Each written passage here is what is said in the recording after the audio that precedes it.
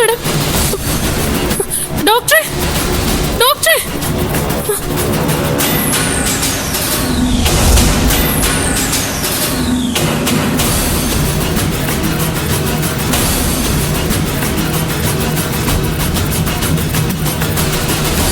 ആരാ ട്രിപ്പിന്റെ സ്പീഡ് കൂട്ടി വെച്ചത്? ഞാനല്ല ഡോക്ടർ. പിന്നെ ആരാ?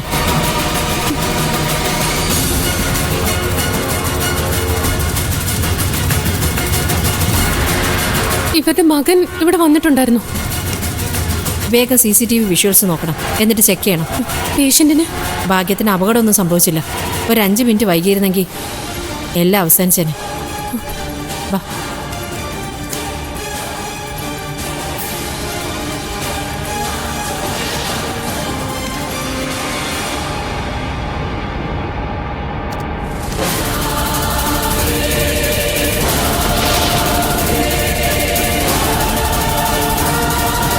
അയാൾ നിൽക്കുന്നത് ക്യാമറ മറിച്ചുകൊണ്ടാ. അതുകൊണ്ട് അയാൾ എന്താ ചെയ്യുന്നതെന്ന് കാണാൻ പറ്റുന്നില്ല. അയാൾ അങ്ങനെയൊക്കെ ചെയ്യുവോ? എത്രയൊക്കെ ആയാലും അയാളുടെ അമ്മയല്ലേ ഡോക്ടറെ? അതാ ഞാനും നോക്കുന്നത്. അയാൾ ഒരിക്കലും ചെയ്യില്ല. എന്നാലും ഇനി ഇത് ആവർത്തിക്കാൻ പാടില്ല. ആര് കയറുന്നുണ്ടെങ്കിലും സിസ്റ്റർ ഒപ്പം കയറണം. ആരെയും തനിച്ചു വിടണ്ട, മനസ്സിലായോ? ശരി ഡോക്ടർ.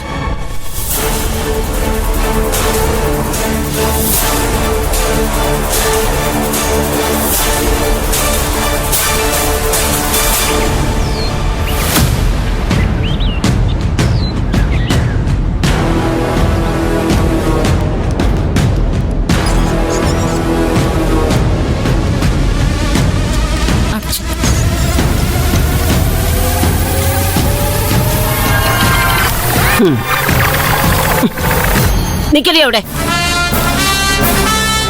എല്ലാരും നാട്ടിച്ചിട്ട് നീ അടങ്ങുമല്ലടി. എന്തിനാടി ഇങ്ങനെ മറ്റുള്ളവരെ ശല്യം ചെയ്യാൻ വേണ്ടി ജീവിക്കുന്നേ? പോയി ചത്തോളൂ നിനക്ക്. എന്താ മുത്തശ്ശി, എന്താ പ്രശ്നം?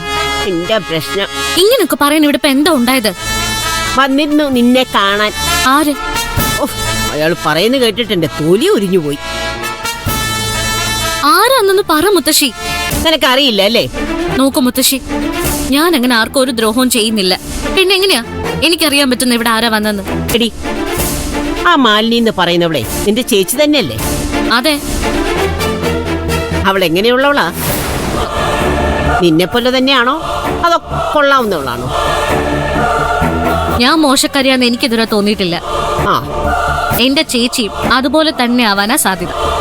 അവൾക്ക് ആണുങ്ങളെ വലവീശി പിടിക്കുന്ന സ്വഭാവം ഉണ്ടോടി നിന്നെ പോലെ? എന്നെ പോലെയോ? ഞാൻ ഏതാണ്ട് വലവീശി പിടിച്ചെന്ന മുത്തശ്ശി പറയുന്നേ? എന്താടി, സിദ്ധു പിന്നെ ആണല്ലേ? സിദ്ധുവിനെ ഞാൻ വലവീശി പിടിച്ചതാണോ? സിദ്ധു ഞാനും തമ്മിലുള്ള കല്യാണം വരെ നിശ്ചയിച്ചതാണെന്ന് അറിയാലോ. എന്നിട്ട് അവൻ വേറെ കെട്ടിയില്ലേ? അതിനുശേഷം നീ അവന്റെ പുറകെ തന്നെ ആയിരുന്നല്ലോ.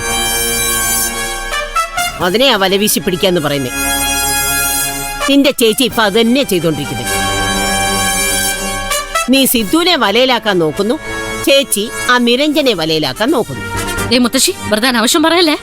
പറഞ്ഞതേ ഞാനല്ല, ആ ജയശങ്കർ ഡോക്ടറാ. അയാൾ ഇന്നിവിടെ വന്നിരുന്നു.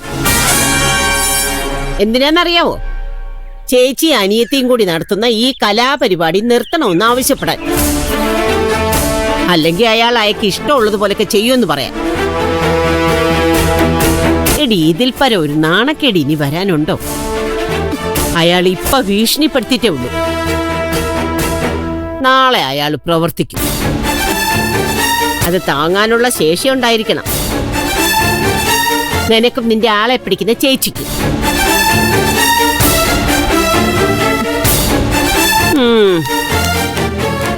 പിടിച്ചില്ല.